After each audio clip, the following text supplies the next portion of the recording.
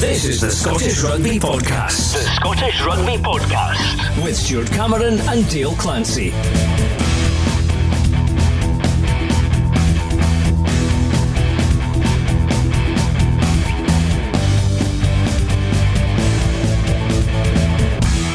Hello and welcome to the very first Scottish Club Rugby Podcast. I'm Stuart Cameron, and throughout the season we'll be bringing you all the news from the 5 divisions across Scotland, from the Premiership through to National 4.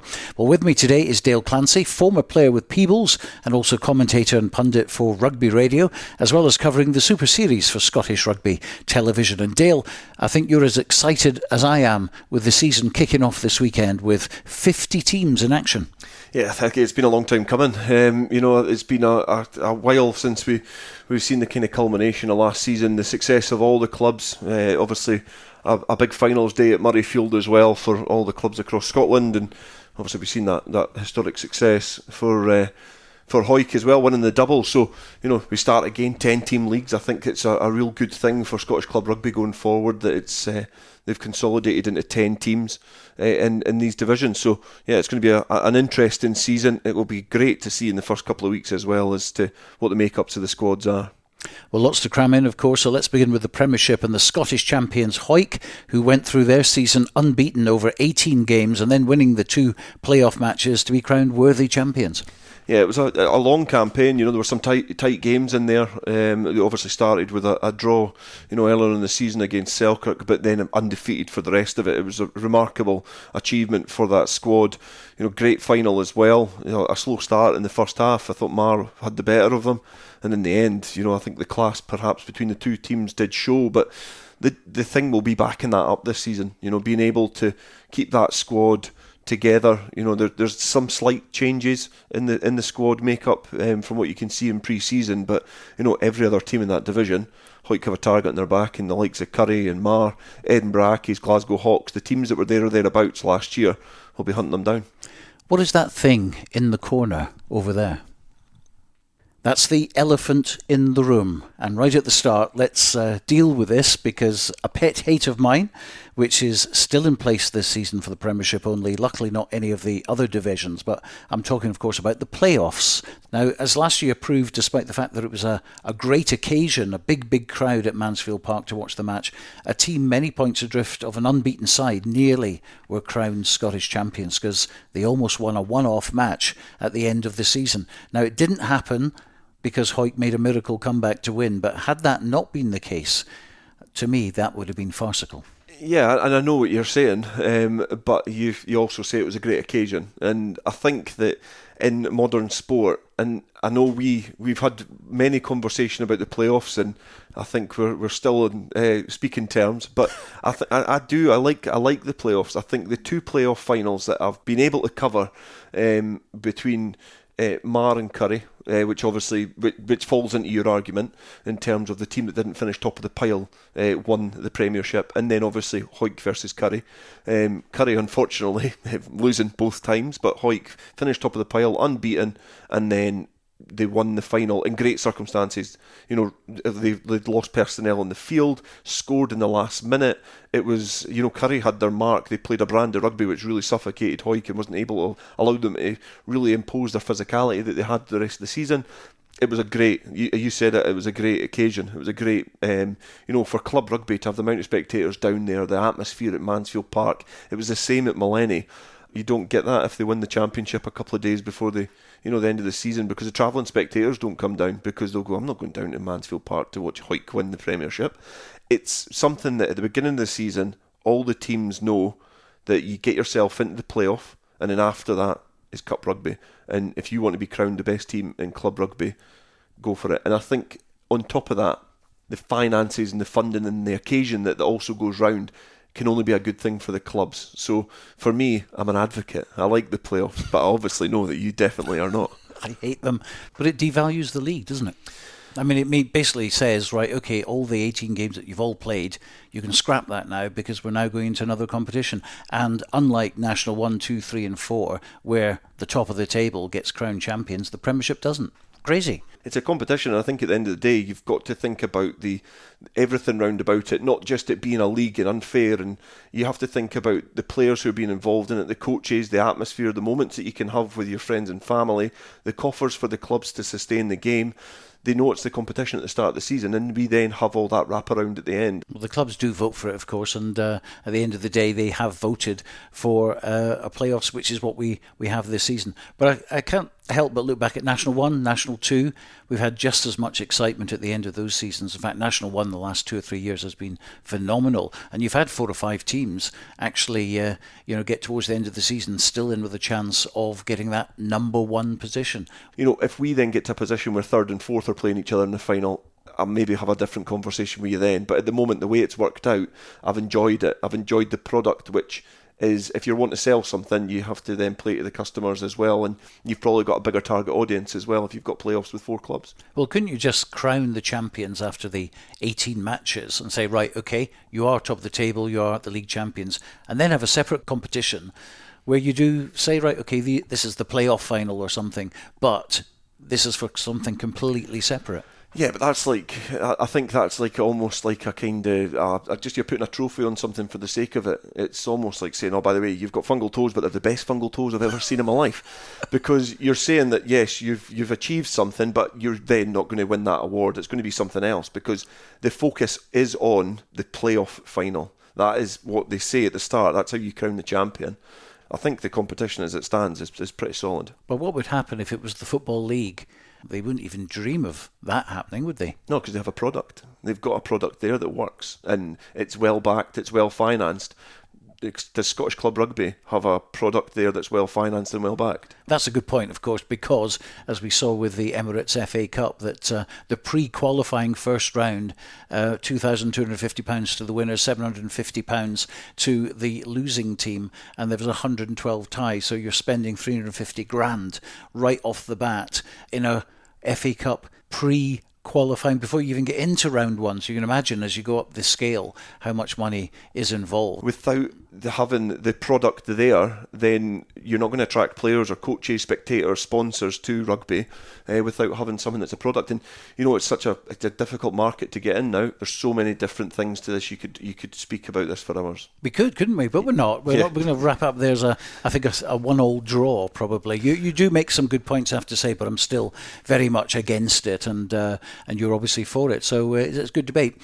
And so to matters on the pitch. Hawick haven't lost at home for nearly 4 years. October 2019 was when they were last defeated, and that was against Glasgow Hawks. So will history repeat itself? Let's hear first from Hawick centre Andrew Mitchell. What's the pre-season been like? Pretty fast and furious, obviously, because our season was a bit longer, so we got more time off. So we've had a shorter pre-season, but it's been enjoyable. And of course, Matty Douglas still very much in charge, and a good team behind him with Graham Hogg and Lewis Bertram as well. You all seem to get on, you all seem to gel, don't you, players and coach, and that's part of the reasons for the success, I guess. Obviously, most of the players were all just like friends outside of rugby, so that kind of helps. But we get on with the coach as well. They listen to what we've got to say and take it on board. Lee Armstrong's coming back. We didn't see that happening. How did that come about? Was that a surprise to you as well? No idea how it came about. Just turned up at training and he was there, I suppose. But it's good to have him back. It's like he's never been away.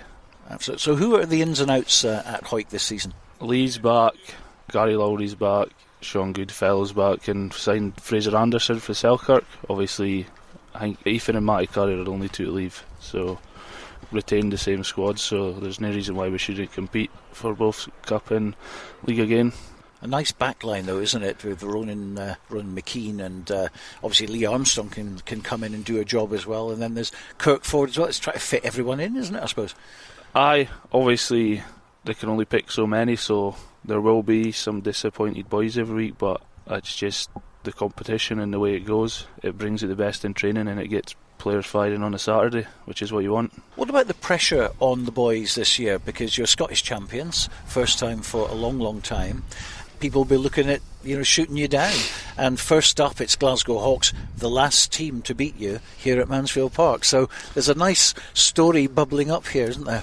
Every team we play now, they're going to obviously bring out that bit more, because We never lost last year, and we've won the league and the cup double, so we have a target on our back, so we're not going to be able to start slowing any games or slip up. And I mentioned it earlier on as well, this is your 150th anniversary season, so everyone at the club will want to have a good season to commemorate that. Aye, it'd be fantastic to win the league and cup again, or even one of them on the 150th year, to make it a year to remember, even though it probably will be with some of the stuff they'll have planned, I'd imagine, but it's exciting. Hopefully this year we can fire a bit more as a backline and fire a few shots. We've spoke a lot about that in pre-season, but now looking forward to it. One thing you didn't win last year was the Border League, which was really quirky because on paper it should have been a Kelso versus Hawick final, and in the end none of you managed to get through because of points differences and other games and all the rest of it. This year obviously you're in with a shout again. It's a complete league for the very first time in 20 odd years, and that's something you'll be relishing. But you've also got the cup as well, because I know the boys wanted to defend the cup. All the Borders clubs have pulled out to concentrate on the Border League, but the boys wanted to defend it, which is fair enough. You couldn't really know going back in and defend it because we hold it, so to give it up that easily wouldn't have been very fair on the boys. Andrew Mitchell from Hawick, and that's going to be our live commentary game on Rugby Radio on Saturday the 2nd of September. Stuart McFarlane and Bruce Aitchison calling the action. We'll be on air at 2:30 with the build up to that all the way through till 5, and we'll bring you news and score updates throughout the afternoon covering all 5 divisions in the Premiership and National Leagues. We'll just go to rugbyradio.co.uk, click on the Listen Live button, and it's as simple as that. Well, we've heard the Hawick point of view. Let's hear from Glasgow Hawks captain Stephen Leckie, who's been talking with Robin Purdy. Is the playoffs a realistic prospect? Yeah, absolutely, I think so. Ultimately, we were probably very disappointed with where we finished. I thought we've shown some glimpses throughout the year what we could do. Beating Mar at home was really big for us, and even the last game there against Hawick in the semi-final, we're winning for 60 minutes, and probably a few costly errors and mistakes cost us that one. So I definitely think we've got the ambition and the drive to be top 4, and I think this year, looking at how pre-season's gone and results and things, I think we've got the talent to be there as well. We've got a great coaching staff, so our goal is absolutely top 4 and getting into that top 4, and then from there it's knockout rugby, so it's anything can happen. You've actually just mentioned one of the things I was going to mention there, that semi-final week. We covered that. You're absolutely right. It was a ding-dong, and you were on top for large swathes of the game. Does that give guys a lift coming into this season after the league campaign that you said was maybe a wee bit disappointing for you? Yeah, I think we referenced some of those games and that we can do it. We've got the ability to push the best teams in the league, and Hawick, who certainly are, credit to them, over the last few years they've been the team to beat, and I think probably will be again this year. So we're looking to do as well as we can, and that gives us great confidence that we can go toe to toe with the best and really put them under a lot of pressure like we did for those 60. I guess our challenge is to tidy up that last 20 and be a bit more disciplined and manage the game a bit better and get us over the line. The coaches themselves have been fantastic. Andy Hill at the helm's been superb, and all the support the club gets with Victoria Pembrey is all the sports science. It's all there for us to be challenging. It's probably just up to the players now to deliver, and we probably haven't delivered where we've needed to and when we've needed to. I think the big focus for us this year is momentum and trying to back up win after win after win. Last year it was kind of win a few, then a poor performance and a loss. So I guess that's the biggest thing for us, but we've been working on it in pre-season, our game management and understanding what we need to do in certain scenarios. So I'm hoping that's going to take shape this season. And you mentioned your coach there, Andy Hill. I seen it read the other day, or I heard somebody say it, that he's potentially got the hardest coach's job in Scottish Club Rugby because of what always appears to be quite a high level of turnover every summer, whether that be students or just the fact that as a club you seem to produce so many players that move on to the next level, whether it's the futures in Super Series or Ayrshire Bulls or whatever it may be. I'm guessing that makes it quite, as proud as the club will be of that, it makes it quite tricky to maybe develop continuity. Would that be right? Yeah, absolutely. And I think that's just where we are as a club. We've always tried to take guys in who are ambitious and want to go to the next level. It used to be guys like George Horn or Matt Fagerson. It used to be Glasgow, but now it's, like you mentioned, the futures or Super 6 teams. So we're delighted when guys push on and do that, and they're always welcome back. But yeah, that is something that is difficult, and to his credit, I played with Andy, and pains me to say it, but he's been phenomenal, in terms of recruitment. I think he does probably have that hardest job, because he's recruiting far and wide and trying to encourage players to come and sell them a vision of the club that gets them over the line. So we've regularly had 30 or 40 at training, which has been fantastic, and a huge credit to him and the other coaching staff. Stephen Leckie, so Dale, Hawick versus Hawks. Hawick started last season on shaky ground with a draw at home to Selkirk, and a late penalty at Raeburn Place saved their blushes to beat Edinburgh Accies by a single point. So will they be slow out of the blocks this season? That's the big question. I think the last couple of seasons have been pretty slow out the blocks, and Hawks have been growing and growing over. They've been quite consistent over the last few years. But again, it's one of those games that it's really difficult to call, because of the fact that some of the players, and Hawks in particular, have almost been kind of hindered of their own success with the players. A lot of players going to the Super Series, and obviously other duties as well, and under 20s duties and what have you. So it's going to be an interesting game. You would think that Hawick will have the firepower. They've not lost a lot from last year. Their squad, looking at pre-season, is still quite consistent, but it's first game of the season. Those first day jitters, there's a lot of pressure on Hawick as well in terms of backing up what they did last year. So Hawks can come down. It's almost a free swing at the bat. Like, you can just go for it, and hopefully they'll be looking to try and leave Mansfield Park with something to build the foundation to try and get into the playoffs. This is the Scottish Rugby Podcast. The Scottish Rugby Podcast. Brought to you by Rugby Radio. Well, newly promoted Kelso are on the road to Musselburgh for their first game of the season. They've started off well, 2 Sevens tournament wins on top of the Kings of the Sevens table for them, and also a good win over Peebles in the Border League. Their captain again this season is Frankie Robson. Yeah, it's a great season for the club, but taking nothing for granted really. We just take each week as it comes, and we're just going to try and work as hard as we can. We know it's going to be tough, so ready to rip in. Pre-season, you had a good looking win against Percy Park. You won the first competitive game of the season against Peebles in the Border League.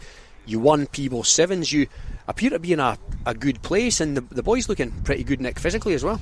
Yeah, on the Sevens point, we've got quite a few good Sevens players in the team now, and we're making a real effort to actually have a go at these tournaments. The last few years, the pre-season Sevens tournaments, so we've not really been concentrating on them, to be honest, but after our performance last year and winning Langham Sevens, we kind of think we owe it to ourselves to have a real crack at them and put ourselves in a position at the end of the season where we can actually maybe possibly have a go at Kings of the Sevens if we're thereabouts. On the 15s front, Percy Park was a good hit out. It was sort of a 420s mixing the team about every 20 minutes, but which you can't get a whole load of continuity going in that. But the Peebles game was tough. They really took it to us. It was a tough game, and we took a lot of learnings out of it. We didn't start very well. I think we blew them away in the second half, sort of to start the second half, and then we again took our foot off the gas a wee bit. So we've got a lot of learnings to do, but there's good stuff in there. And as the newly promoted team, if you like, is it a case of you target home games or you target specific teams? I mean,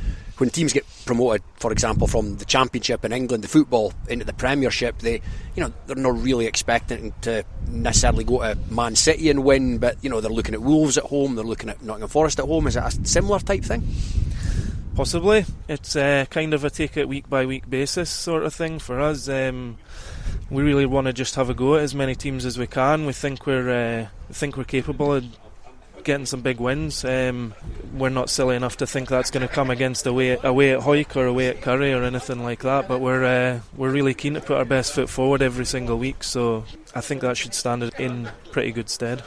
You'll probably be making, I would imagine, make Poinder a bit of a fortress. You're a well supported club, and the fans get right behind the team.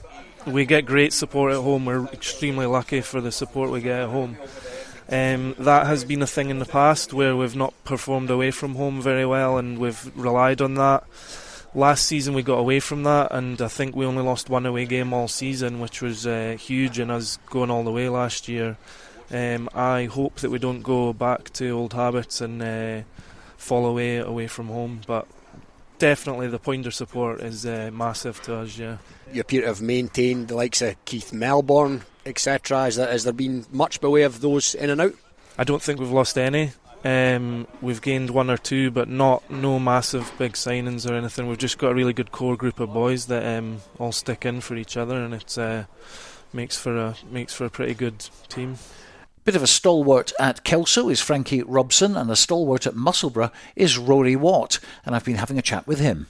It seems unbelievable that we're just about to start another season, particularly after the season that you had as Musselburgh. You looked down and buried, but my God, you came back, and you thoroughly deserved to survive.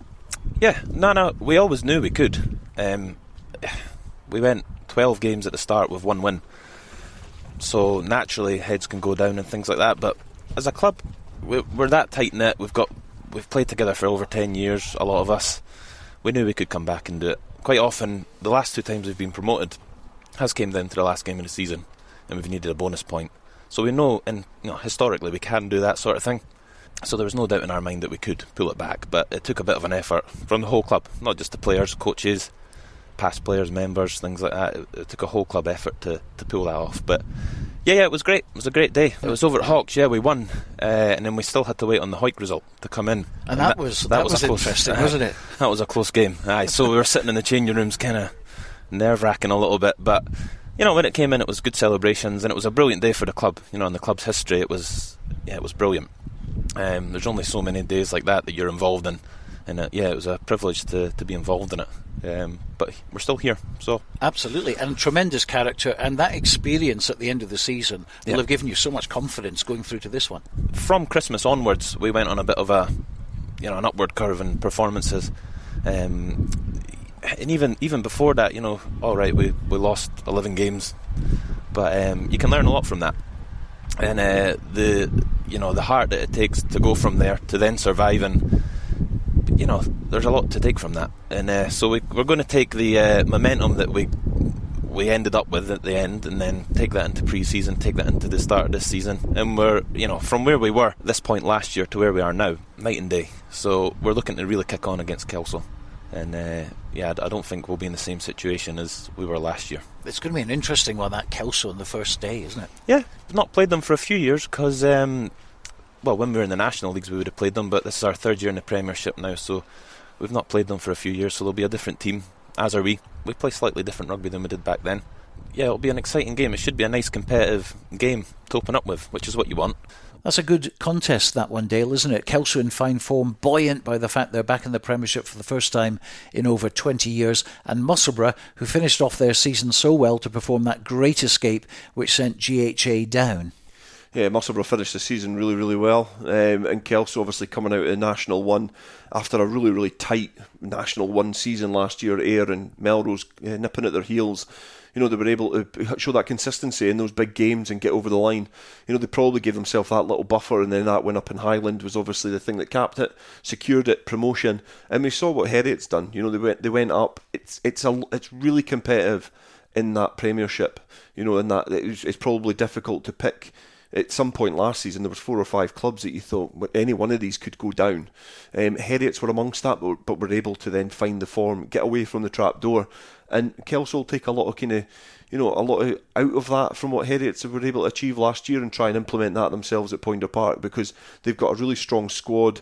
They're passionate down there as well. They've got good coaching staff. So, Kelso certainly won't be the whipping boys of that league. They'll be going up and wanting to compete. Well, on to Selkirk, who've had a difficult pre-season, conceding over 50 points at home to Biggar from National 1, and it won't get any easier on Saturday when they host Curry. Robin Purdy caught up with the new Selkirk captain, Scott McClymont. Scott, here we go again. Another crack at the Premiership. Much improved from Selkirk last season in comparison to the season before. Do you feel like you're an established Premiership club these days? Yeah, we do. Yep. I mean, our pack's going to be pretty similar to last year, and there's going to be a few changes in the back line, but I think we're pretty settled, and Ken boys are physically up to it, I think, this time. In the end, it was a comfortable 5th place finish last season.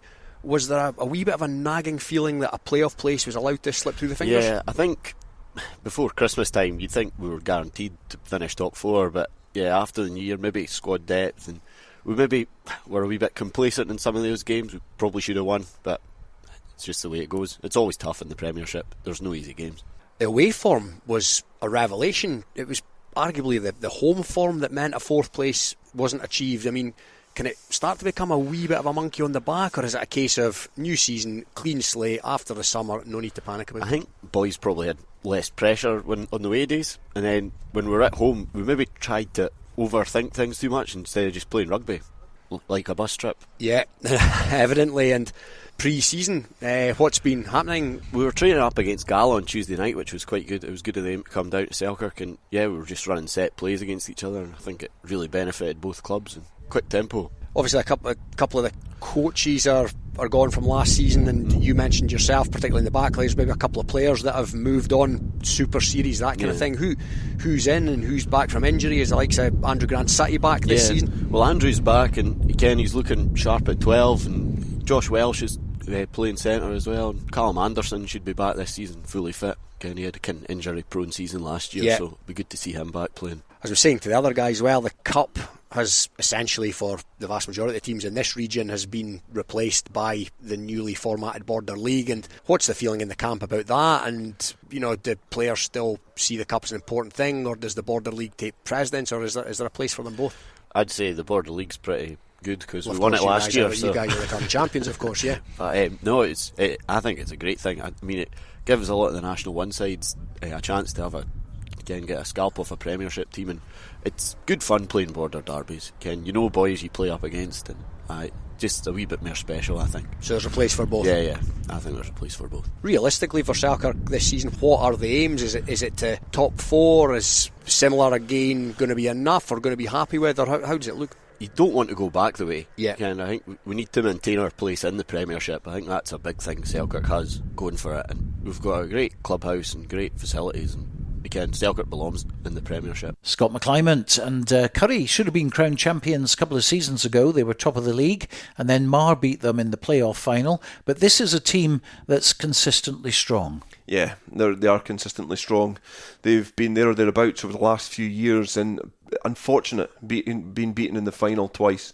So it's going to be third time lucky for them. Obviously, they want to try and go for it. They've been able as well to retain a lot of their squad, and I think that you're starting to see the lie of the land in club rugby and semi-professional rugby, is to see the distance between them, because there's not a lot of change in those top clubs. I think Hawks, perhaps on paper, looking at the now, have been the team that have perhaps lost the most, but Curry, looking at their squad, have been able to retain a lot of their really big hitters, a lot of important players there, and they'll be wanting to go to Philippock and try and get a result. Selkirk change obviously head coach, changes some personnel as well, bringing some young players in, but they'll be wanting to try and rectify what they were not able to do last year. Their home form was really poor in the league, which probably really kind of hindered them getting into the playoffs. So, they'll be wanting to, like all clubs, they'll be wanting to get off to a good start, but it's a really difficult first game for Selkirk. Well, a word from the Curry camp now. Here's Jamie Forbes talking to Scottish Rugby's Caitlin Gold. Firstly, I think the final was incredible. I think when you look at the occasion, the amount of fans from both Hawick and Curry that came down, it was an excellent day. It's kind of, as players, what you play for, essentially, and obviously it didn't go our way. I think the majority of people would probably say that Hawick deserved to win the league after being the best team all year and not losing. So I think from that perspective, we were obviously gutted. All credit has to kind of go to them for winning it. With regards to what we put on the pitch, I think overall, as a kind of Curry brand, we enjoy playing good rugby, and our sort of style hasn't changed for a while. We were really proud of the way that we played in that day and throughout the entire year. I think we had a little bit of an up and down year at times, but that's kind of all part of it, I suppose, and made the sort of getting to that final and playing so well in that final and not quite getting over the line a little bit sort of more sweeter. So yeah.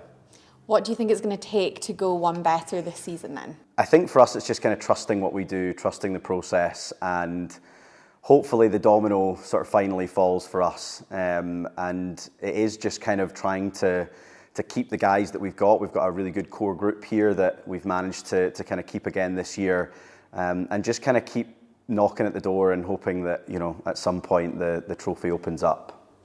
Obviously, in terms of your coaching team, Mark Cairns, Ali Donaldson and Alistair Hamilton all continue in your coaching setup, and I'm sure that they've been putting you all through your paces over pre-season. What have been the big work-ons from them for your squad?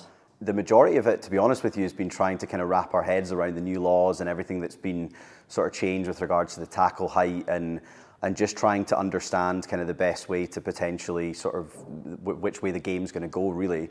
But also with a sort of focus on enjoyment and obviously a fitness element to that as well. So I think the entire sort of group that have been doing it were pretty delighted when Mark said there would be no Broncos for us this year.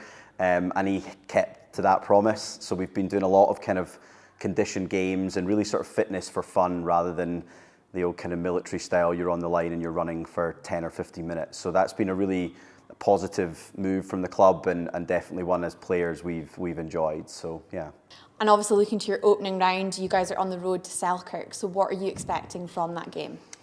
Yeah, it's going to be tough. Anytime you go to Selkirk, anytime you go down to the borders, really, it's always tough. We're expecting a physical game, a team that are obviously going to be up for it. I don't really see anything going differently for them. We're obviously going to try and focus on ourselves and try and play the brand of rugby that we enjoy playing and that our people like watching. And hopefully we can go down there and sort of get off to a good start with a good win. But we know it's going to be tough.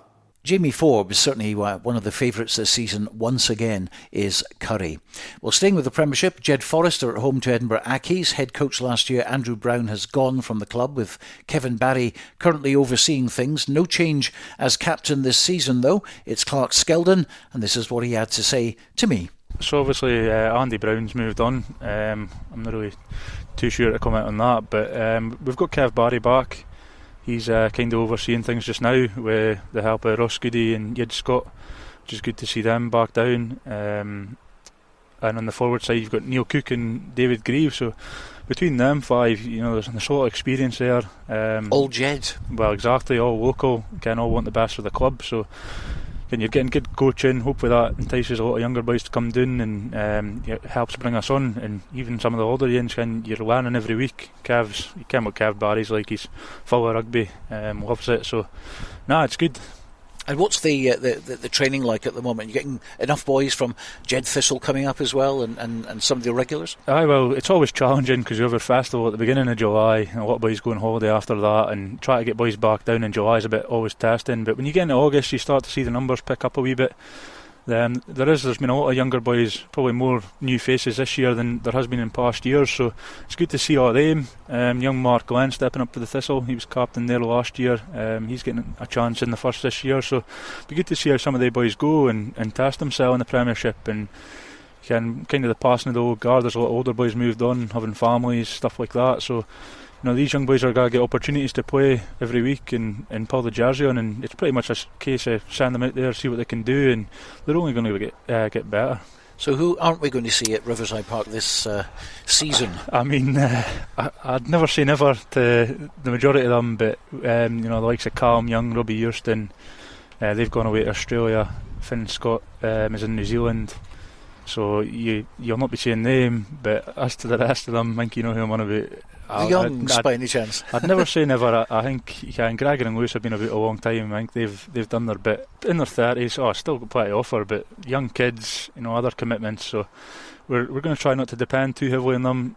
They'd never see the club stuck like they're jathered men and all. But the club needs to move on and try and bleed some young talent through. And if we see them, we see them. If we don't, we don't. But it would be great to see them every week, but I think they tell you themselves they'll struggle to commit to that, and like I say, they want to see us stuck. So what's the Kevin Barry way of coaching? Because to me he's always been a real stickler for defence, so I can imagine his input in that area is going to be very welcome this year. I think Kev loves rugby. He thinks a lot about the game, and the way he coaches, I think he tries not to give you too much, but he's obviously thinking steps ahead. With the squad we're going to have this year, we're going to be fresh. There's going to be a lot of boys needing time to learn and bed themselves in. So I wouldn't expect us to do anything fancy. I think he's wanting a big pack of forwards to go forward and let his backs play. That's kind of past seasons when we've been successful up top in that one. That's how we played. Big pack of forwards, front football for our backs, and we need to try and get back to that, because when we do, you see us score plenty of tries, but I think we scored like 40 points up at Mar and still lost the game. Same at GHA, so we can do it, but that defensive side of things, I think you'll get that drilled into us. So it's Edinburgh Accies first up, old rivals of course, but you've got a good record at Riverside against them. Yeah, we do all right against the City teams at home, and we had a tasty game with them last season at the end of last season. So, we're looking forward to that. We had a tough start last season, so to get a home tie against one of the City teams, it's an ideal start for us, but we need to start well. Like I said, get the points on the board early, so you're looking up the way. Clark Skeldon captaining Jed Forrest again. Now, last season Jed scored many tries, conceded a lot as well, which made for entertaining games, but they'll want to try and not be so leaky at the back. But it's difficult, isn't it, bringing through a lot of youngsters who want to express themselves. Yeah, Riverside Park's always had an expressive brand of rugby. You know, they like to throw the ball about, but you know, you find they go through cycles where there's perhaps a new breed of young player coming through where they perhaps don't have that steeliness, especially at Premiership level, because it's, you know, it is relentless. So when you're starting to go through those cycles, sometimes it is your defence that wanes. And you know, they were very porous last season. Fortunately for them, were able to score a lot of tries and win some important games, which meant they were comfortable. But Edinburgh Accies as well, they've got a really good balance. Their consistent coaching staff have been steady for the last few years, so they've got a real brand of rugby as well. You know, they've got really powerful forwards, really good scrum. Their line-out ticks pretty well, and in the backs they've got some real live wires. Obviously, losing the likes of Lewis Wells as well. You know, he was a really good find for them last year. But you know, the likes of Vincent Hart, and they've got players there that are really, really formidable behind the scrum. Well, Edinburgh Accies and Jed have had some tremendous tussles in National 1 in previous seasons, both now in the Premiership. Accies' vice-captain this season is Finlay Simpson, who spoke with Robin. We struggled on the road last season. There's a few games that slipped away from us and probably would have allowed us to get that home semi last year. I think we just naturally, in the nature of the beast, really would appreciate that home semi-final. The last 2 years we've been in the semis, it's both been away, both been tough games, especially Millennium, you know, Gurry last year, they're always strong at home. I think to give us that advantage we're going to need to get a home semi this year. I think when we're on the road, it's not the belief side of things, I think it's a mindset, and I think if we can get the first 2-3 games away from home and put a marker down essentially and get those wins in the bag, then it'll put us up for the rest of the season, because last year we had a couple of tricky ones away from home at the start of the season, and it just sets you off on a bad note, and boys get that in their head. I think we need to adjust the mindset this season and essentially get boys on track for away wins. We had a hit out against GHA last weekend, just a few 30 minutes. That was pretty good. We had a good solid number of boys down there. There was like 33 boys coming down. And at training we've had 40 plus boys most weeks, which is good, 1s, 2s and 3s, and that's really going to put us in good stead for the season for some strength and depth. In terms of the overall context of the season as a whole, the Cup is going to look a bit different this season. There are you know, some notable absentees, you could say. What's the solution to the Cup format, do you think, that could just make everybody happy and make everybody come together? It's a tough one, that, because obviously with a different structure of the league this year, trying to get as many games in before Christmas. Previously you had boys tied in at the start of the year and you had them essentially getting integrated into the Cup in the first few weeks of the season, whereas now leaving it to later on. I think for us anyway, we perhaps picked up a few injuries last year towards the end of the season, and I think it'll actually be quite an exciting Cup this year, because you'll get a whole strength and depth of the boys coming through in each club to actually get that chance at the end, and perhaps a few different lads who wouldn't usually play during the season getting that chance. Finlay Simpson, who of course is pretty well known the borders, isn't he, Dale? Yeah, he used to play a bit of his rugby when he was younger, down kind of Hoyk Jedway, and then obviously played out for Edinburgh Accies for the last few seasons. So you know, he's familiar with these the border clubs. So he'll be looking to try and lead his team forward. I think he's been a player who's grown over the last few years. The games that I've seen him play, you know, he was young when we kind of first seen him play for Edinburgh Accies, but he's really grown in his leadership, and you know, his performances have been consistent as well. He's quite regular and mentioned in various club rugby channels in terms of, you know, personnel that stand out at the weekend. So a big game for him, a big game for Edinburgh Accies, and they'll be hoping to pick up the win.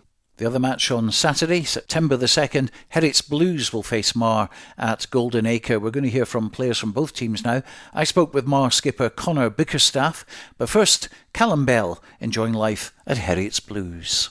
Obviously down here to look forward to the new season, Callum, but last season you managed to stay up as the team that had been promoted, and to me that's always a really big achievement, but you'll no doubt be looking to kick on this season. Yeah, I think so. I think last season obviously we maybe off the back of a great Nat 1 year thought, let's push top 4, let's go for it, but the reality is that the rugby's a different level, physicality different level. Squad was kind of threadbare at points with injuries, but I think this year it's a chance for us to regroup and say we managed to stay up last year, but our ambitions need to be higher than that.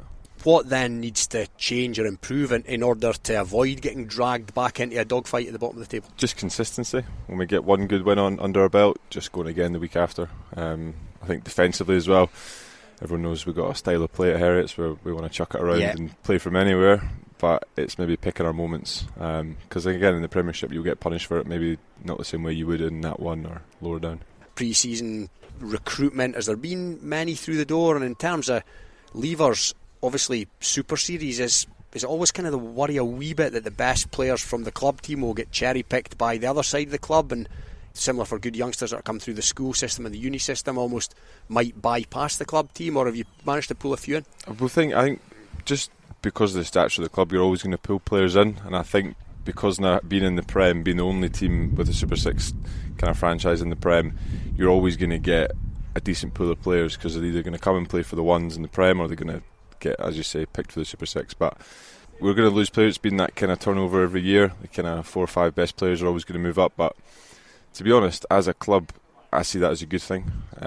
It's a bit of a conveyor belt, and I like the fact that, like, the Super 6 coaches and management team want to look at who's in the Blues performing well, who wants to come up, as opposed to looking further afield straight off the bat.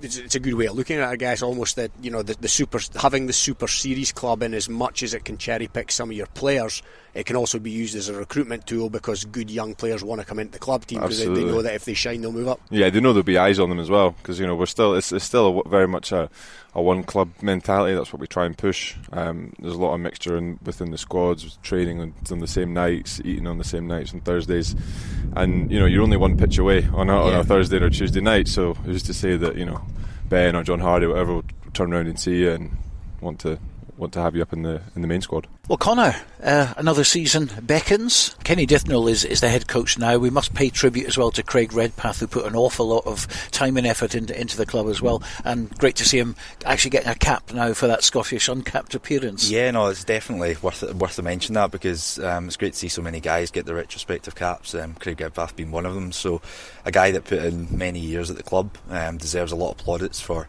taking us from the lower West leagues all the way through to the Premiership and winning the Premiership. So he put in a massive effort over the kind of last 12-13 years, and he was the coach when he just joined just before I left school, and it's kind of taken us all the way through. So he deserves a lot of respect, and deserves probably his time off now after putting so many years into it. And it's now Kenny.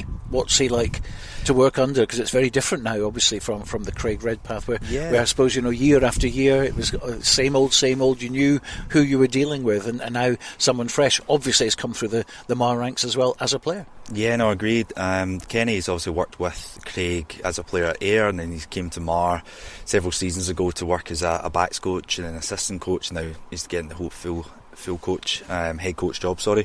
So I think Kenny's he's very tactical as a technician. Spends a lot of detail on the way we play. He's very close to the players. Very personable.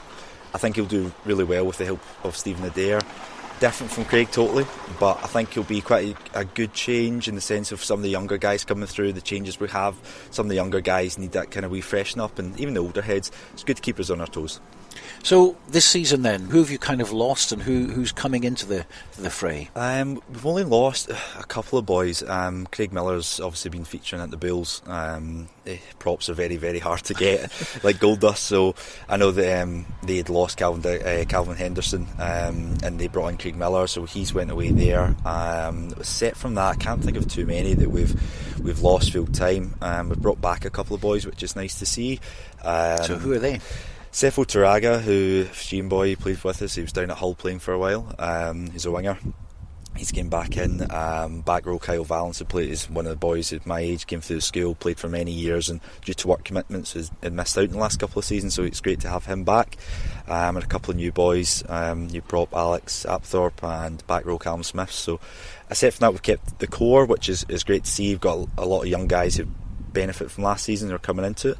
and top of the guys, we've probably got in a better place as a squad this season, and hopefully we can show that in the park. And you and your brother still involved, I would assume. Obviously you're captain, but what about your brother? Yeah, no, Scott's still sticking around. We're both, I'm now 31, Scott's 33, so we're getting on a wee bit. But still plenty to offer. Yeah, still plenty to offer, I hope anyway. But no, we're both still involved. Scott's a big driver in our S&C in the club, and he's played many more caps than me. He's over the 250 appearances and over 200 tries, so he's put in a fair shift. But yeah, at least this season, and we'll see how we go.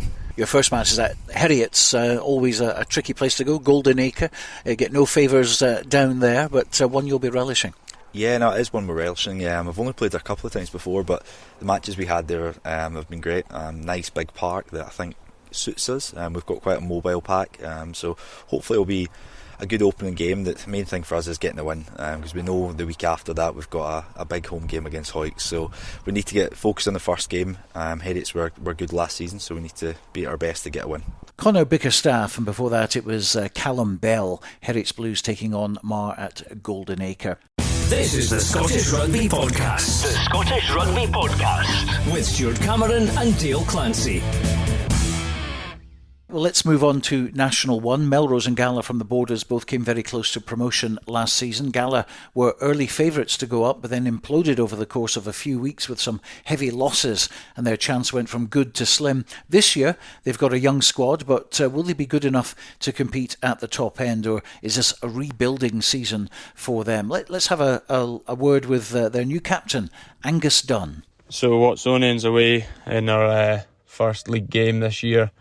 Just buzzing to get back to it. I think all the boys are. We've really been working hard and training and building towards this.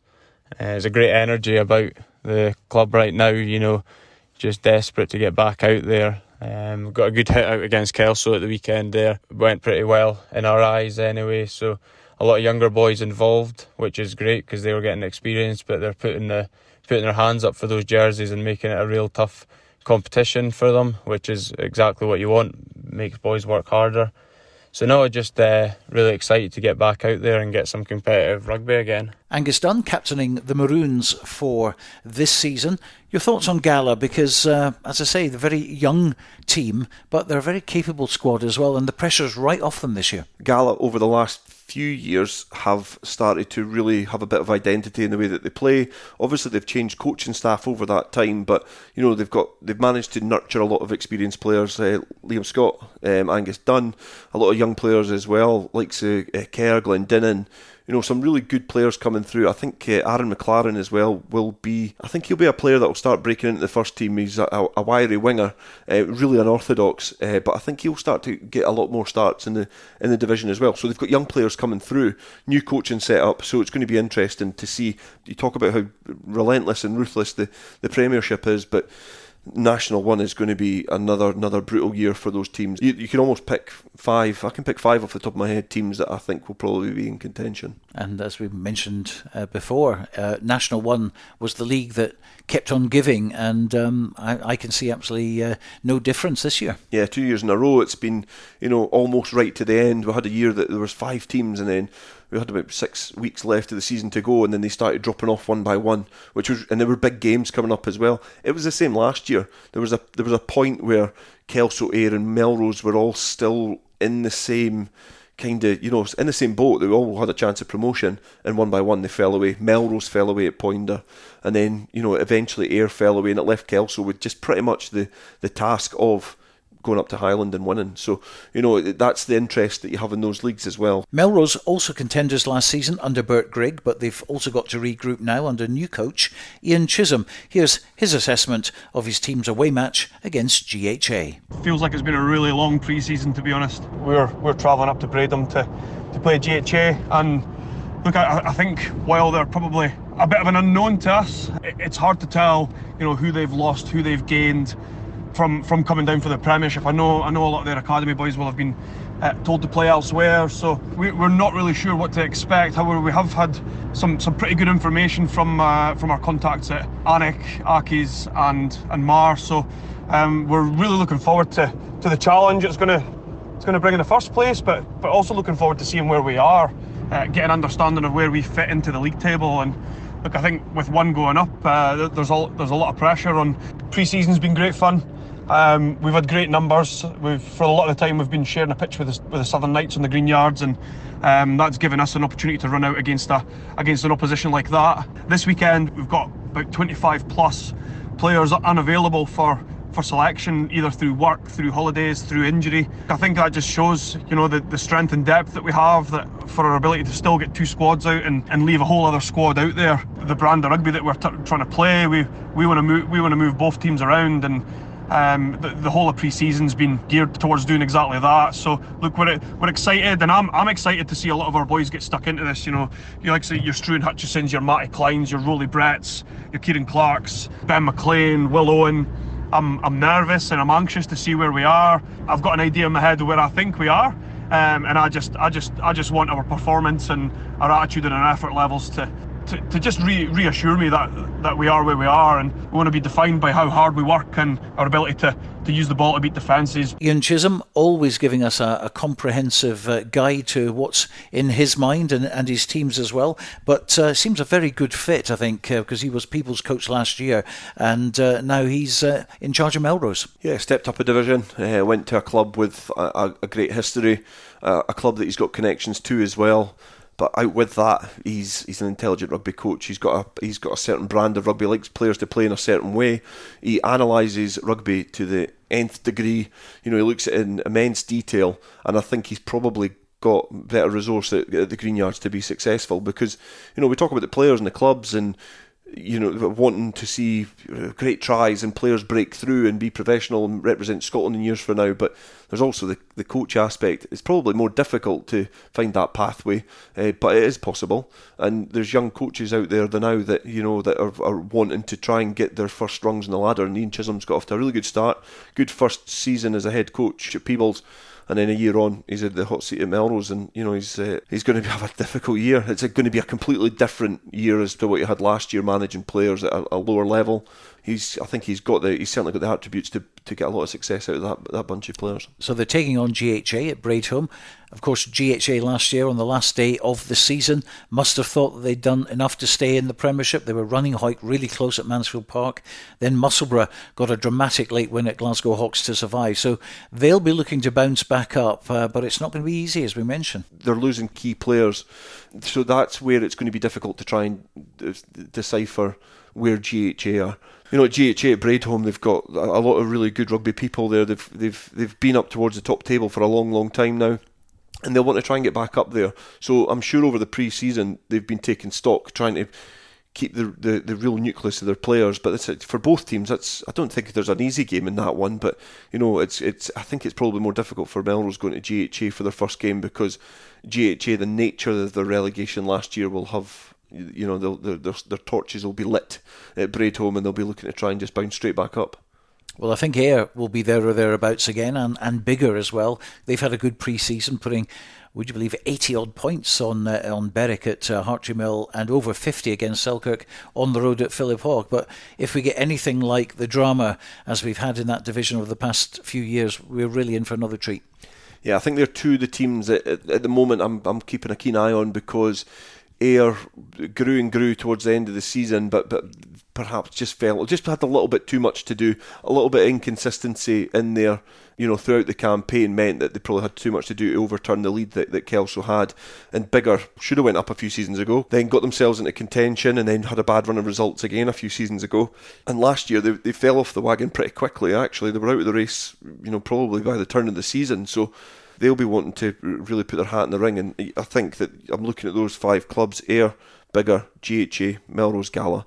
You could pick any one of them, and it's going to come down to those games that they all play each other and making sure that they're consistent on the road as well. But there might be a surprise. What's own ends might be a completely different kettle of fish as to what they were this year. So it's difficult to call at the moment. But you think, going off form, history, what we know of the clubs, they're 5 ones that I'm certainly looking out for. Well, you brushed over a little bit about the Biggar winning the championship and then not going up. That still bugs me, I have to say. So it must bug Biggar an awful lot. And what actually happened, if anyone recalls, was they actually won the National One, and then COVID struck. There was no way they could be caught. It was an unassailable lead. They were actually presented with the trophy. and then, because of COVID, the whole league was made null and void, and they had to do it all over again, give the trophy back, etc. I mean, that is as bad as it gets. Yeah, that's unfortunate. You couldn't foresee what was going to happen, obviously, but you think that at that point, because I can't remember who was the team at the bottom of the Prem, but they were cast adrift. So you almost has to be a bit of common sense to say, well, we'll just swap them, because that was, in terms of competition, that was going to happen. But, Dalkeith were in the same boat as well. So, these clubs kind of had to then try and go again and get out of the division. Not able to. Well, in terms of Biggar, they weren't able to, because they went up against the likes of Heriots, and then Kelso have got out. They're going to have to try and swing it again and go try and get out of the division. Well, let's hear more from Ayr. They're going to be targeting promotion. They start their season at home to Glasgow Accies, and their head coach this season is Grant Anderson. Obviously, I'm delighted to be back at Ayr in a head coach role, which is exciting for us and exciting for myself as well. Pre-season has gone really, really well for us, actually. We've played 3 fixtures and done really well in all of those. The boys are looking fit. We've got a few new additions to the squad. A few guys have left, so we feel like we're prepared for the league. Obviously, Accies are visiting us on Saturday, which will probably be a great day. Ladies' Day down at Milbrae, so it's always been good. Accies will pose a number of different problems for us, so I'm keen to see how we react to those problems and how we solve the problems, and we're looking to start the campaign with a victory. The boys are ready to go, and hopefully we'll come away on Saturday with a win. Grant Anderson. Glasgow area is well represented in National 1. Glasgow Accies, also GHA, GHK in the mix as well. And GHK will take on Biggar at home on Saturday. This game will give us a pretty good idea as to how strong Biggar are in a competitive match. Yeah, I think GHK, obviously, after the last couple of seasons, getting from Nat 2 up into Nat 1, and obviously Peter Wright retiring, then unretiring and going to Last Wade. I think this will be a really good battle between the two sides, because they're both really physical. Biggar have they do have an attritional brand of rugby, and GHK do as well, but there's a lot of really experienced players. Again, the fabric of their team might change slightly in terms of the new season, but they've had a lot of experienced players in that squad to help them on their kind of rise up into National 1. So it's a really tough game for both sides, but it's going to give you a good leveler as to how serious are Biggar in terms of going into the Premiership. This is the type of game that is going to test them early on, because you lose this one, you're chasing, but you get a good result, you've got the confidence to go into the next one. That is still the same case for GHK, but I think looking at it, and from what we know at this moment in time, I think Biggar obviously started just as favourites. The other match in National 1 is between Dundee and Highland, who were both mid-table teams last season, with Highland particularly good on their plastic pitch in Inverness. Yeah, Highland, a difficult place to go. The travel in terms of, a lot of the clubs are quite truncated across the central belt, the south of Scotland, obviously, Edinburgh and Glasgow region, a few in the west. Up to Highland's a difficult trip for a lot of people. Obviously Aberdeen have dropped divisions, but up to Highland, they're the team that are kind of flying the flag for Caledonia, well represented in the district as well. So it's a difficult place to go. You just think that if they can get their act together on the road, they could almost be in the mix, but it's a hard place to go, going to Highland, and it helps as well with the plastic surface, because they're really familiar with it. It's a bit like Melrose, they're used to it now, so it's a bit of an advantage when a team come to your patch if you're kind of familiar with the surface. But Highland, a difficult place to go for any team. Well, this season, of course, the big law change is the tackle height, which everyone will have to get to grips with right from the off. And we spoke with the main man when it comes to collisions and tackling, concussion, that sort of thing, Richie Gray, bit of a legend in the game. And he gave us this advice to pass on to all the clubs this season. Okay, obviously what's going to come into the community game this season is the new tackle law, and people say, well, what is the new tackle law? The new tackle law is you must be below the sternum. It's not the sternum and below, it's below the sternum. And a number of governing bodies have got just the tackler, so they're looking at the tackler coming in below the sternum. And remember, if that's a double team tackle, both players must be below the sternum. So there's a bit of work to do, especially as coaches with your players in working on that.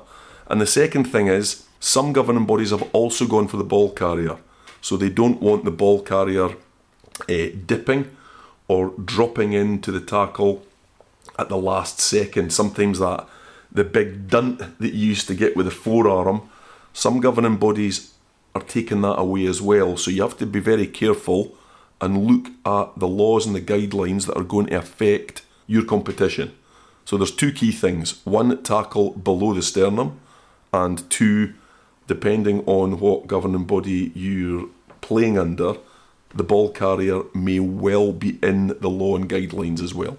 So this law will come in on day one, first minute of the first game, so you better be ready for it. So coaches, players, just make sure that you are training it. It will take a bit of time, but the referees are not going to come in on a phased sort of programme. They're going to come in and they're going to be blowing the whistle right away if you are, not making connection with the ball carrier at the correct height. So make sure you're ready to go on day one. Richie Gray, and what he says is very, very important, I think, isn't it? I mean, the referees are going to go and officiate this right from the word go. There's not going to be a soft in period, if you like, for this. So they've got to be able to learn. But consistency is what we really want. Yeah, I think that's interesting, because I was speaking to Eric Jones, who's head coach of the Christopherson Cougars, so obviously in the female game.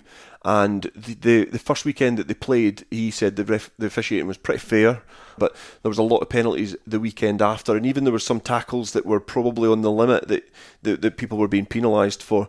So already you've got inconsistencies, but some referees, that's why you get good referees and bad referees, because some referees do just officiate right to the law, but some get the leniency. So he said that the official in the week before had that little bit of leniency, which was good because it allows the flow of the game. Nothing was dangerous, but it's going to take time for these players to change habits that, if you think about some of the players that are playing, they might be 35, 36-year-old, they've been tackling a certain way for decades. They're going to have to learn in a very short space of time, drop the hips, go a bit lower. Well, switching to National 2, and Berwick survived the 5-team brutal trapdoor last season in their first venture into the division for many years. Really good at home at Scremerson, very hard to beat indeed. So they should again pick up some points there. Only one going down this season, which will be a relief after the league reconstruction, but head coach Colin Young will be hoping his team are nowhere near that relegation zone this season as they open their account at home to Stewmel. It's been a while since Stuart Melville's been down to Berwick, so obviously they'll be disappointed after last year's relegation, but I'm no doubt they'll be wanting to put a big show on this season and try and bounce back up into the Division 1. We've had a decent enough pre-season. Disappointing we've lost some players, but we always will wish them best of luck in their new clubs. It opens the doors for others to really shine, and shine they've done in pre-season. Been really pleased with the boys. Fitness levels are looking quite good. We've got much the same squad as last year, which is good. Managed to keep all the other boys apart from them three this season. Obviously we want to be better than last season. Too many games on the road we lost. Unfortunately, too many narrow defeats at home, but we don't want to be in that relegation fight right down to the wire like it was last year. We want to put a big performance in on Saturday. And with the new laws, I think the game is speeded up, opened up, and it's an exciting challenge as long as it's kind of refereed correctly. We've found a little bit in pre-season that some referees are allowing high tackles inside the 22, and outside the 22 they're very sharp to penalise these. So I'm not sure what the real criteria is on that, but no doubt we'll find out from referees throughout the season. Berwick have lost the Thompson brothers to Kelso and also Rory Hindhaugh, who'll be a big mess. He's gone back to Musselburgh, but they've still got a nucleus of quality players. People like Aidan Rosey is a player who will certainly cause problems again for the opposition. Ali Grieve, the captain this year as well, he'll certainly add the grunt up front. Yeah, it's always disappointing when you lose players, but that's the nature of the pyramid that we kind of play in. Players will want to go elsewhere and try and achieve success, but as you say, they've still got a good nucleus of players, and I think they've done the hard work last year. They've been able to stay in that division in what was a brutal year, 5 going down.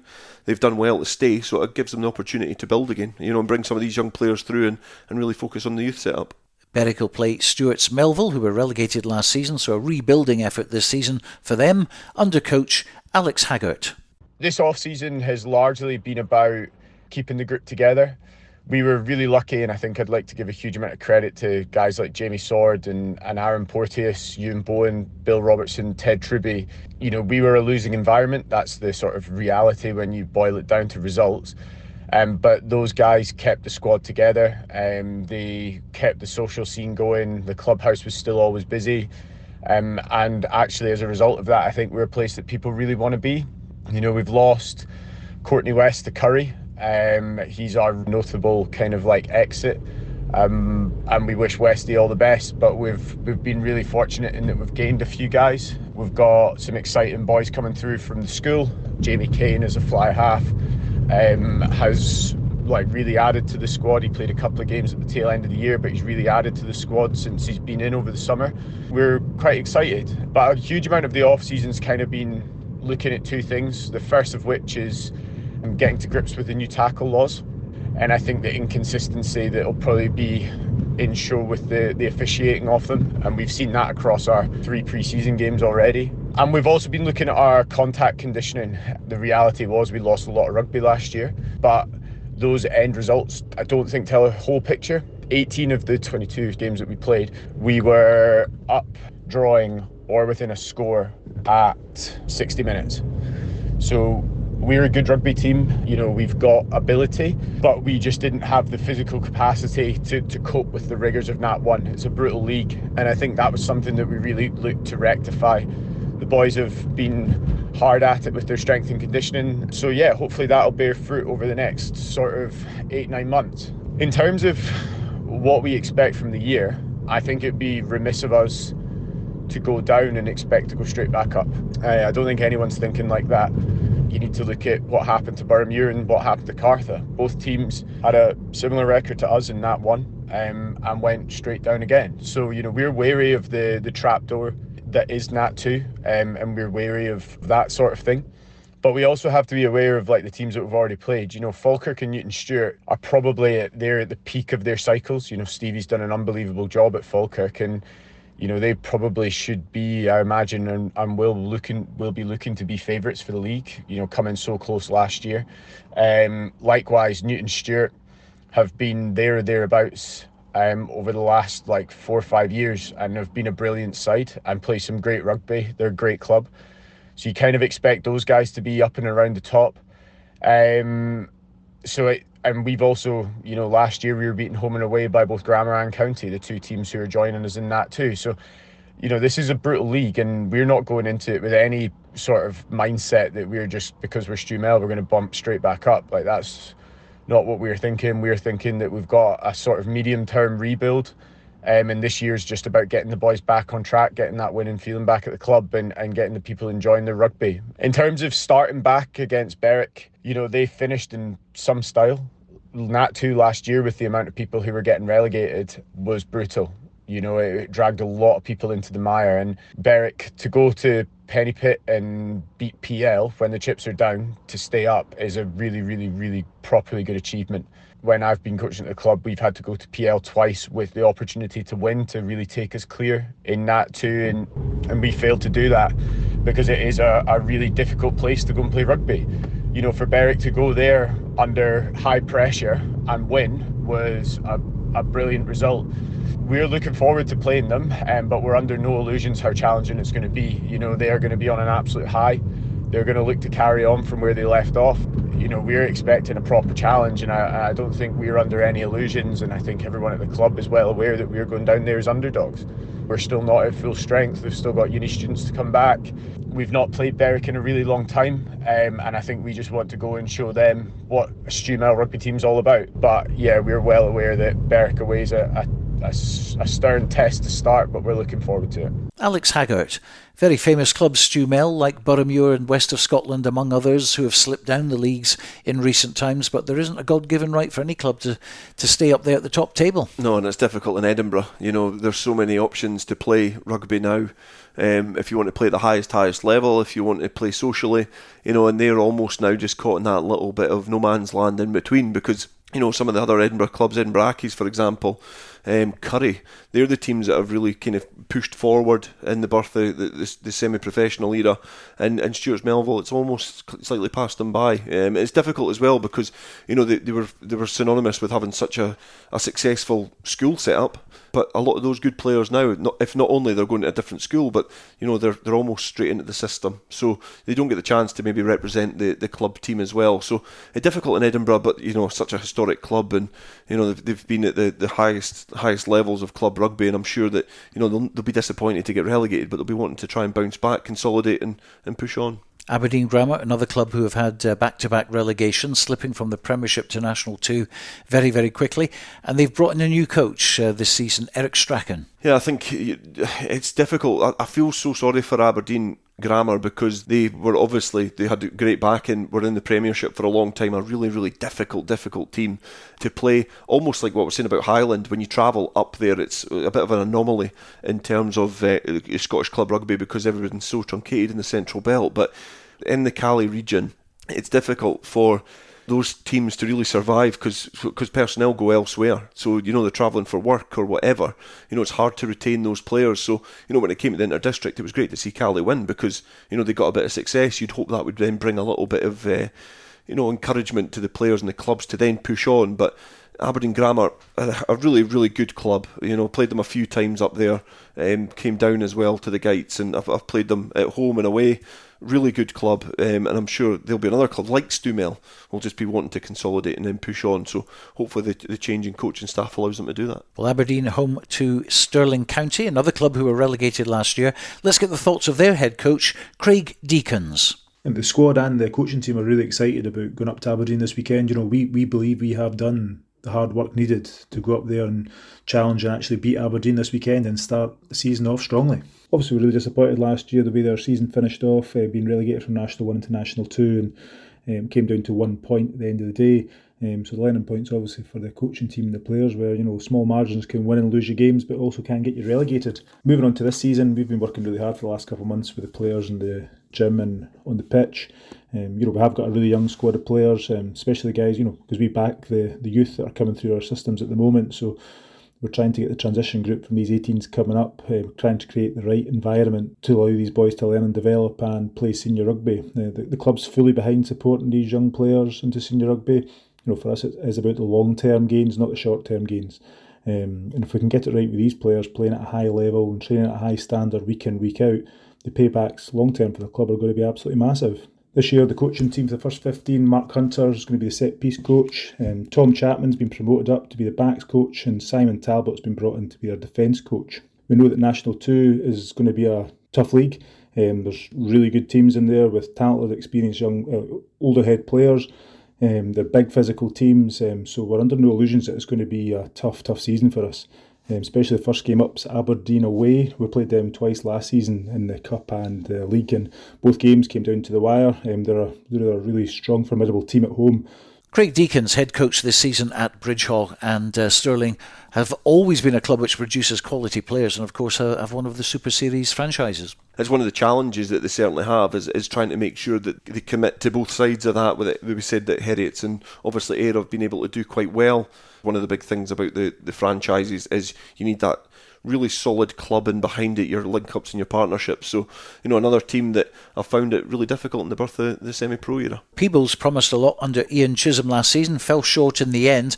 They've got a home tie against Gordonians, who have come up from last season's third division as champions. It will be a tough ask for them in the higher division. Peebles will be thrilled, of course, to have former Hoyt player Matty Carrier rejoining them in the front row. And their new head coach is Graham Patterson. Yeah, it's fantastic to be back involved at Peebles after a few years away. I did help out a wee bit last season with Ian Chisholm, and with him moving on, taking on the head coach role, which is very enjoyable, working with a great bunch of players and coaches and throughout the club as well. So it's great to be back. Good numbers at training, which has been really supplemented by a good crop of youngsters coming up from our fantastic youth system, which is overseen by Drew Moore. Lots of good young talented players. 3 really good workouts in terms of our condition session and hit out against Biggar, followed up by a pretty intense and very satisfactory, despite being a defeat, game against Kelso down at Pointer Park, which probably surprised quite a few people, and possibly including Kelso and maybe even ourselves a wee bit, in how we could perform against a Premiership side. Pleased with how it's gone so far, especially, as I say, those younger players. But Matty Carrier obviously coming back from Hawick. We've got some experience here in Willie Aitken and Neil Hogarth, who have been in Peebles for a long time now, obviously. And then there's a middle group, led by the captain, Murdo Anderson, and his vice-captain, Jack Harrison, as well. Got a good blend there of youth experience and the middle ground players who gel it all together. So looking forward to the unknowns of the season, because it is quite a reformed league with the restructuring. Stirling County, Stewmail and Aberdeen Grammar coming down, which will provide stern tests from last year's National 1, along with the high-flying Gordonians. But we're looking to play expansive but controlled rugby. That's our kind of mantra, if you like, for this season is we've got some threats, we need to use them, but it's using them in the right areas of the field and at the right opportunities. Hope to have a good solid platform and set piece, and Matty Carrier's been working hard on installing some good standards there as a player coach, both for the scrum and the line out, and Greg Rayburn getting the back line ready to fire at the right moments when those opportunities come to us during the games. Looking ahead to Saturday, we've got a pretty balanced squad, I would say. Lots of experience, but also some exciting young talent coming through as well. But one particular one to watch, I would suggest, is James Hodgkiss in the centre, playing at 12. He's really impressed all the coaches and players alike with his mature and skillful play at 12. So he's definitely one to watch. But I think what we'll be basing it on is the fundamentals this week, making sure that our fundamental principles of set piece, good phase play and creating opportunities aligned with defending well when we have to do that as well, which I'm sure we will. But confident going in at home, strong home support will see us through, and we'll hopefully get that 5 points. We'll be remaining within Peebles come 4:30, 4:45 on Saturday afternoon. Graham Patterson, and really good to see players like Matty Carrier played at the very top level as far as club rugby is concerned, with Hawick winning the Scottish Championship last year, going back to his old club, not just planning on one retirement season. He's there, he says, for 2 or 3 maybe. Great to see him back at the Gates. Obviously, I know Matty well. He was one of my ushers at my wedding, vice versa. So he's, I do know him really well, and he's been really successful in what he's done. And I'm, obviously delighted to see the success that he had, the captain in Hawick, to a double. But I was equally as delighted to see him back at the Gates and going back to where it started for him, to try and help the club and get some more game time. Competition was difficult at Hawick, so he was under no illusions that it was going to be another fight to get a lot of rugby, and he wanted to go back and start a little bit of coaching as well. So he's going back to a good place with a good coach. Graham Patterson, I think, is a really good appointment for Peebles, but it's going to be difficult. Obviously, Gordonians had a tremendous season last year. They've been in that division before as well, but just dropped out. Now they're going back in again, so it's going to be a difficult opening game for both of those sides. But it's so difficult to play the team that are coming up. Peebles were, I think, 4th in the end in National 2. Playing that team that are coming up is difficult because they're an unknown quantity. It's a free swing, so they go for it. Trivia question for you relating to Gordonians. I've been waiting for them to go up the leagues to mention this for a long time. Which player from Gordonians in the past was the world's first substitute in international rugby? Bearing in mind, I'm 34, Stuart. Yes, I know. I'm pretty in safe ground here, I think. Not a clue. We heard the tumbleweed. Yes, it was Ian McRae. The famous Ian McRae. Yes, who battled with Gordon Connell, who used to go to my school, Trinity Academy in Edinburgh. And, of course, still to this day, Gordon Connell, the only Trinity Academy pupil, I believe, to get capped for Scotland. And that's started my interest in rugby all those years ago, way back in 1968. But yes, I think Ian McRae came on as a substitute. It was the very first time they were allowed substitutes in international rugby. And I believe it was at Stade Colombe in France. So there you go. Well, I have to say, looking at all the teams, I really do fancy Peebles as probably one of their best chances of promotion. It's a difficult league to be in for clubs to maintain that consistency, but I do think they're in a good position to do that. There are difficult teams in there, though. I think Kirkcaldy are a club at Beveridge Park that are obviously looking to grow again. And that's the beauty of the leagues now. 10-team leagues, one team goes up, one team goes down. So you need to take your opportunity when it's available. So whatever team goes up, they need to find that consistency in their form. Well, the other two games in Division 2 are Kirkcaldy against Lasswade, two of the survivors from last season's cull, and Newton Stewart will play Falkirk in what should be a very close encounter. Both those clubs on the brink of promotion last season, as we mentioned earlier, before Glasgow Accies nipped in on the last day of the season to swoop in and grab promotion. I think they needed something like a 36-point win, and they got it. Any one of those three clubs could have gone up. Yeah, it was a remarkable season. It was right to the death, and probably plays into your argument about the playoffs, is the fact that you get that great occasion at the end of the season. Doesn't happen all the time. Nor does a good match in the final.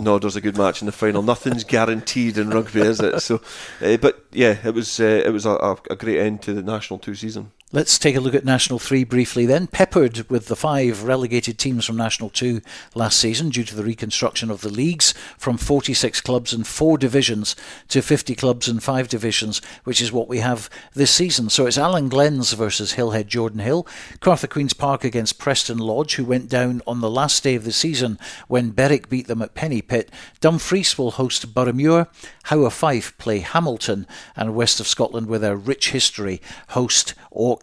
Now, all the clubs in the table have a very long trek north to Orkney, which is not a cheap excursion at all, but spare a thought for Orkney, who have to travel 9 times for their away games, and that takes dedication from all the members of the club. Yeah, definitely. I think Orkney is a remarkable story, especially being at the level of, the leagues that they are. It's a great place. I've been up to play sevens there. I think the people up there are fantastic. The club's really well run, really well organised. But it is obviously it's something that's just a huge commitment for all the clubs. I think I remember Selkirk playing Orkney in the Cup, and they chartered a plane and went up there and pretty much spent all their transport. Wasn't it John Rutherford's private plane? Yeah, one of them. It was in the hangar. But it was pretty much all the transport budget spent on a cup game for the one season. But yeah, they commit to it, and that's what you want in this level of rugby. There's great stories from it. Orkney's obviously a growing club as well, and you don't want to disadvantage anybody just for being in the islands. They've got to have access to rugby, and it's a good level of rugby that they're getting access to as well. And so to National League Division 4, 5 new teams playing national rugby this season, namely Ross High, North Berwick, Stewartry, Garnock and Dunfermline, with Royal High being disqualified last season for not fulfilling 5 fixtures. Yeah, and it does highlight the further down the league structures you go. It can be quite volatile, because a club can have a freak situation where they maybe lose a lot of players, or there's something that happens, maybe not getting front row cover and what have you. But I am hopeful that the 10-team leagues does help that situation, because it's less games, better organised, and hopefully it does allow that element of competition, and players will be recruited into these clubs a little bit better, so that the spread and the competition should be a little bit better.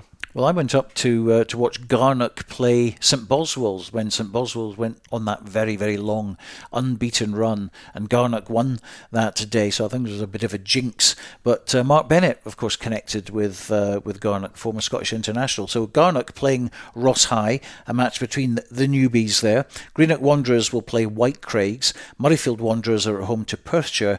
North Berwick are paired with Dunfermline, both promoted from the regional leagues last season. And finally, Stewartry against Strathmore. So how will the 5 up from the regional leagues fare playing national rugby? A lot more travelling, of course. I think the governing body were looking to get more regional rugby because of the travelling, but the clubs themselves said, look, to want to play national rugby. Yeah, I think without having more opportunity to play national rugby, you wouldn't get the stories of the likes of, say, Howe Fife, your Mars, the teams that have been at lower levels that have really shot up the leagues, especially Mar. You look at the story that they had been in the West Leagues, and then all of a sudden Premiership champions, after a great playoff victory at Millennium Park. So, you don't get those stories if you you limit that opportunity. So, all in all, I think that the league structure that we've got going forward this season with the National League's 10 teams, I think it's good. It's shaping up to be an exciting season ahead. Well, that's a pretty comprehensive preview of the new season in Clubland, and we can't wait to get started, bringing you coverage this and every Saturday live on Rugby Radio from 2:30. We'll be at Hawick for their home match against Glasgow Hawks in the Premiership. There'll be TV highlights of that game, and also Jed Forrest against Embrackis on Borders Rugby TV over the weekend. And don't forget to check out our new website at rugbyradio.co.uk for all the information that you need on the 50 clubs playing National Club Rugby in Scotland. Hope you've enjoyed the first of our weekly podcasts, but from Dale Clancy and myself, bye for now.